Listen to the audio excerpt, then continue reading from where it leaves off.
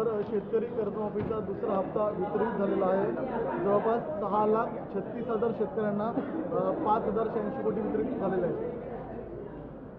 राज्य शासनाने घोषित केलेल्या पुण्यश्लोक अहिल्यादेवी होळकर कर्जमाफी योजनेच्या अंतर्गत आज दुसऱ्या टप्प्याचे पैसे आपण रिलीज केले, ज्यामध्ये जवळपास 6,36,000 शेतकऱ्यांना 5,086 कोटी रुपये आज त्यांच्या खात्यामध्ये दिले आहेत.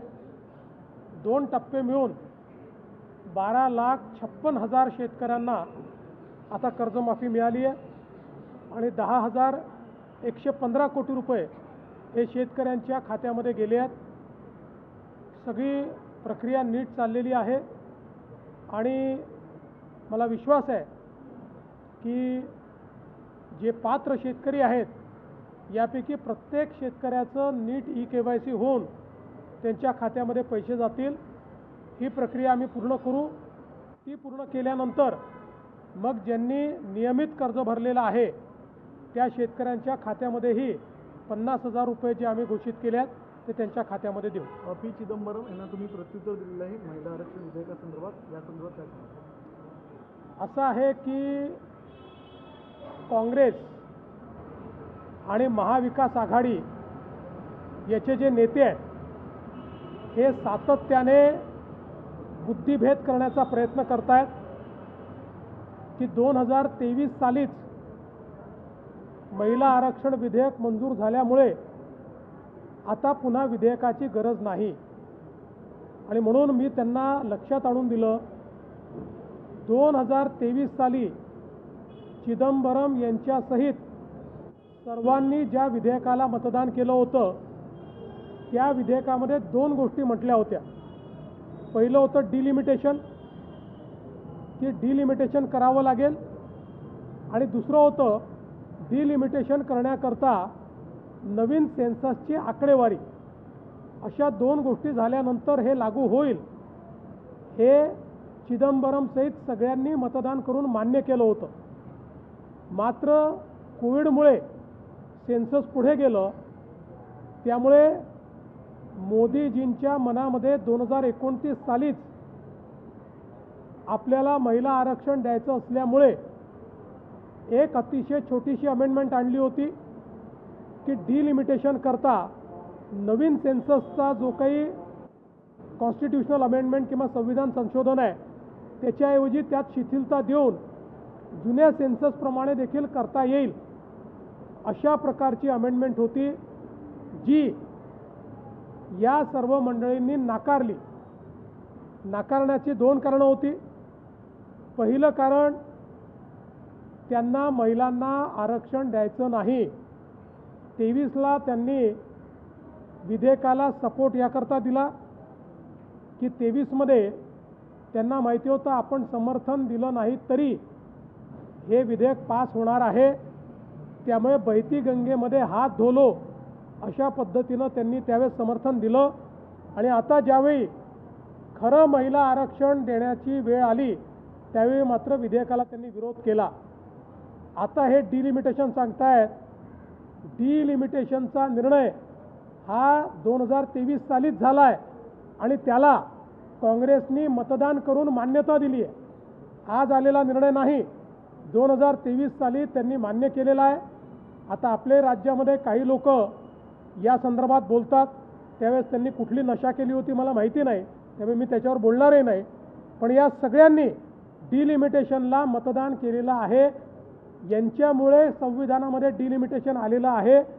आता तेच करण्याकरता जेव्हा कायदा येतो त्याला हे अमान्य करतात, कारण यांना माहिती आहे की नवीन सेन्सस नंतर जर ही सुरुवात झाली तर 2029ला ते लागू होऊ शकणार नाही, ते 2034मध्ये जाईल. काँग्रेस पार्टी आणि महाविकास आघाडीतल्या काही घटक पक्षांना 2029ला महिला आरक्षण द्यायचं नाही, त्यांना 2034पर्यंत ते रेटून न्यायचं आहे. किंबहुना त्यांना असं वाटतं की आपलं सरकार नंतर जर चुकून आलं तर आपल्याला हे रद्दही करता येईल. त्यांच्या मनात ते रद्द करणंच आहे. आणि म्हणून हे लोक अशा पद्धतीनं बुद्धिभेद करतायत. आणि म्हणून चिदंबरम यांनी ज्यावेळी ट्विट केलं त्याला मी फॅक्ट्स फिगर्स याच्या सहित उत्तर दिलेलं आहे. संसदीय समितीवर तुमची निवड होणार अशी चर्चा आहे. कुठल्या संसदीय समितीवर अशी माहिती येते. मला काही कल्पना नाही. सर, अमरावतीमध्ये दुर्दैवी प्रकार आहे तो घडलेला आहे, त्यामध्ये 3 चिमुकल्यांचा आहे तो जीव गेलेला आहे. अतिशय दुर्दैवी प्रकार आहे. उच्चस्तरीय चौकशीचे आदेश तर दिलेच आहेत, पण सातत्याने जे NICU असतात त्याच्यामध्ये आपण फायर ऑडिट करत असतो. फायर ऑडिट केल्यानंतरही तिथे अशा पद्धतीनं आग का लागली, फायर ऑडिट केलं होतं की नव्हतं केलं, की कागदावर दाखवलं होतं की चुकीचं केलं होतं, या सगळ्या गोष्टीची चौकशी आता केली जाईल. आणि अशा पद्धतीनं चिमुकल्यांचा जीव घेण्याकरता जे जबाबदार असतील त्यांच्यावर अतिशय कडक कारवाई केली जाईल.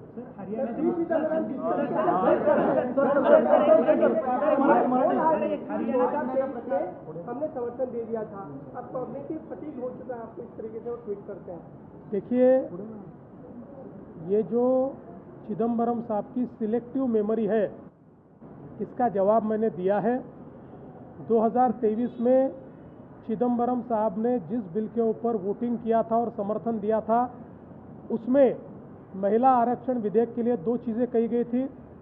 डीलिमिटेशन उसी में मंजूर हुआ था, और डीलिमिटेशन के लिए सेंसस कौन सा होगा, तो नया सेंसस होगा, ऐसी मान्यता मिली थी.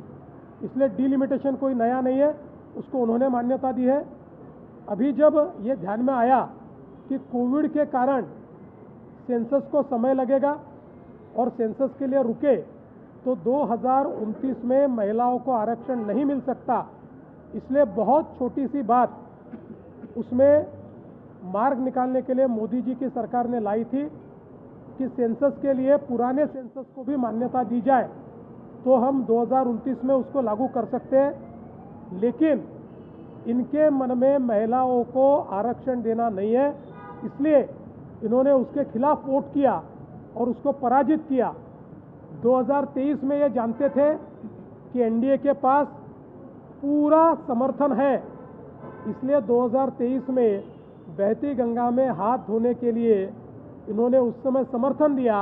और आज जब उसी अमेंडमेंट के तहत महिलाओं को आरक्षण देने का अवसर प्राप्त हुआ, उस समय NDA के पास 3/4 2/3 मेजॉरिटी ने ऐसा ध्यान में आने के बाद महिला विरोधी नीति उन्होंने सामने लाई और उसका विरोध किया. इसलिए चिदम्बरम जी, आपके नेता पूना में आकर कुछ भी कहे, आप सभी महिला आरक्षण विरोधी है. आप 2029 में महिलाओं को आरक्षण नहीं देना चाहते, लेकिन मुझे विश्वास है मेरे नेता नरेंद्र मोदी जी चाहे कुछ भी हो जाए 2029 में महिलाओं को आरक्षण देकर रहेंगे. सर, रिक्षा चालकांना मराठी सक्तीवरून कुठेतरी यूपीमध्ये देखील राजकारण यावरनं रंगताना दिसतं आहे. एकूणच यूपीच्या रिक्षा चालकांना भाजप सरकार त्रास देत आहे असा आरोप हा अखिलेश यादव करताना दिसतात. बघा, कोणालाही त्रास देण्याचं कारणच नाही आहे. या ठिकाणी त्यांना काही मराठीचं एक्सपर्ट बनण्याकरता कोणी सांगितलेलं नाही. बोलचालापुरतं मराठी शिकवण्याकरता त्यांना सांगितलेलं आहे. तीही संधी दिलेली आहे आणि पुन्हा दुसरी संधी दिलेली आहे, तिसरी संधी दिली आहे. आताही कोणाचाही लायसन्स रद्द केलेला नाही, संधीच दिलेली आहे. मला असं वाटतं की अपेक्षा ठेवणं की बाबा महाराष्ट्रामध्ये तुम्ही मराठी शिका हे गैर नाही, पण एवढं मात्र सांगतो, आमचं सरकार कोणावर अन्याय होऊ देणार नाही. आणि जर त्यांना असं वाटत असेल की आम्हाला अजून संधी पाहिजे आहे, आम्हाला अजून वेळ पाहिजे आहे, तर त्यांना वेळही वाढवून द्यायला सरकार तयार आहे. सरकारचा कुठलाही त्याच्यामध्ये असा विषय नाही की कोणावर अन्याय करायचा आहे. जुजबी बोलता आलं पाहिजे एवढाच आग्रह या ठिकाणी केला.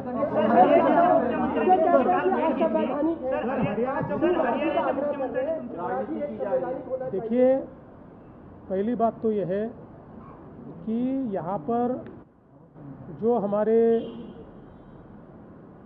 भाई लोग, हिंदी भाषी भाई लोग जो यहाँ पर टैक्सी या ऑटो चलाते हैं, उनको मराठी का एक्सपर्ट बनाने का कोई कारण नहीं है.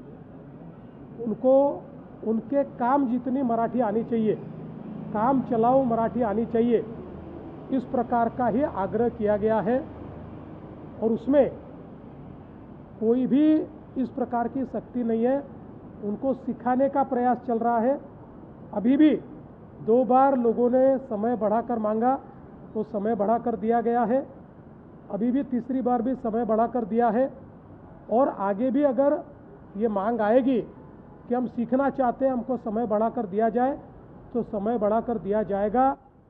हमारी भारतीय जनता पार्टी की सरकार और हमारी बीजेपी, शिवसेना, राष्ट्रवादी की महायुति सरकार भाषा के आधार पर किसी के साथ अन्याय नहीं होने देगी। भाषा के आधार पर किसी पर अन्याय नहीं होगा। ये सारे लोग, और इनमें से तो कई लोग 3-3 पीढ़ियों से यहाँ रहते हैं, ये हमारे लोग हैं, हमारी संस्कृति के साथ घुल मिल गए हैं। इसलिए यह प्रयास है कि इनमें से जिनको भाषा काम चलाऊ भी नहीं आती, उनको सिखाने का प्रयास चल रहा है। कोई किसी के ऊपर अन्याय न हुआ है, न हमारी सरकार होने देंगी।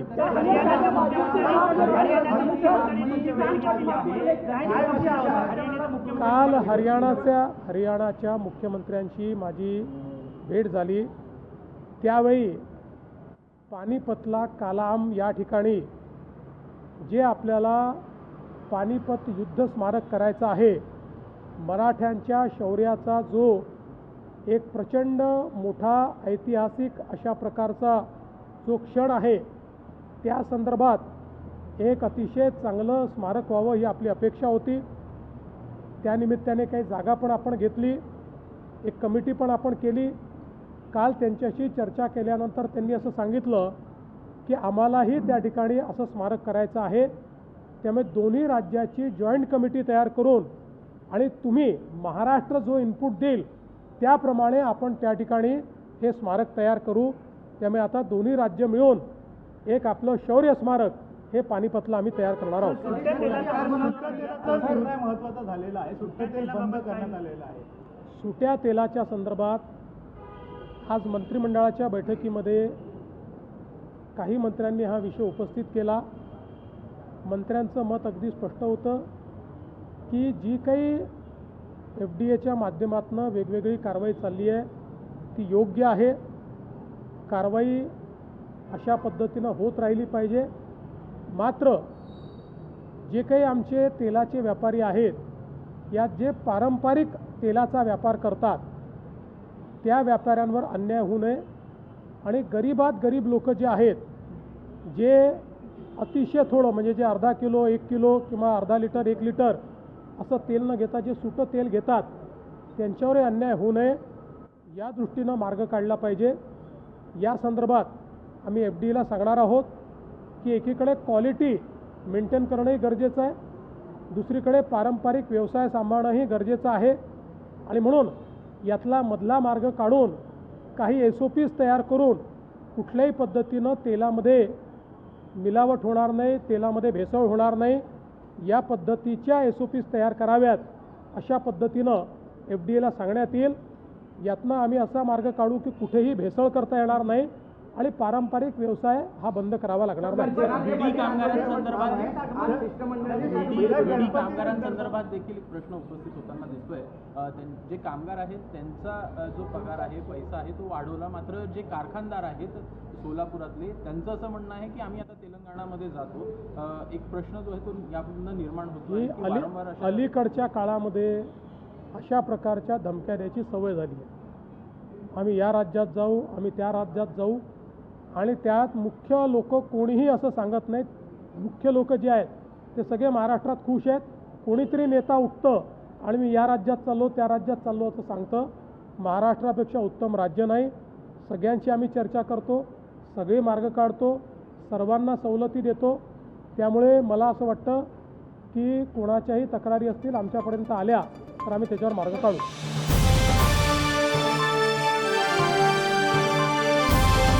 समाजकारण, प्रशासन आणि राजकारणातल्या अचूक विश्लेषणासाठी बखर लाईव्हच्या सोशल मीडिया प्लॅटफॉर्म्सना लाईक, फॉलो आणि सबस्क्राईब करा।